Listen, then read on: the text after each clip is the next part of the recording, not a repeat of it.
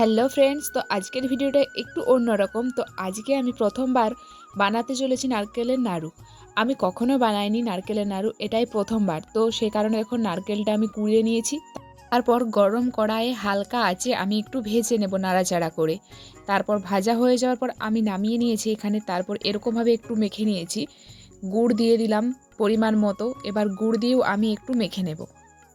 কাল ছিল ভাইফোঁটা, সেই উপলক্ষে আমি নারকেলের নাড়ু বানাবো বলে ঠিক করেছিলাম।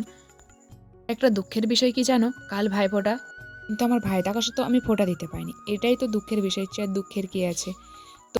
আর হ্যাঁ, তোমরা কারা কারা নারকেল নাড়ু খেতে ভালোবাসো অবশ্যই কমেন্টে বলে যেও।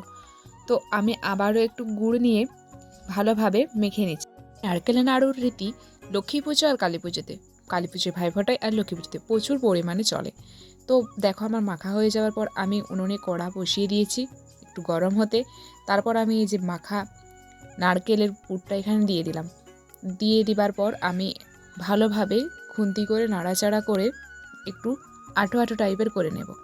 তো দেখো, এখানে আঁটো আঁটো হয়ে গেলে আমি এটাকে নামিয়ে নেব একটা থালায়। আমার একটু ঠান্ডা লেগে গেছে, তার জন্য গলাটা এরকম শোনাচ্ছে। তো আমি নামিয়ে নেবার পর এটাকে গরম গরম ভালোভাবে মাখাতে হবে। সরি, মাখাতে না, গোল গোল করে পাকাতে হবে। হাতে একটু ঘি বা সাদা তেল নিয়ে নেবে, তাহলে হাতে লেগে যাবে না। তো এরকমভাবে আমি গোল গোল করে ছোট্ট ছোট্ট করে পাকিয়ে নিচ্ছি। আজকের ভিডিও এখানে শেষ করলাম। টাটা।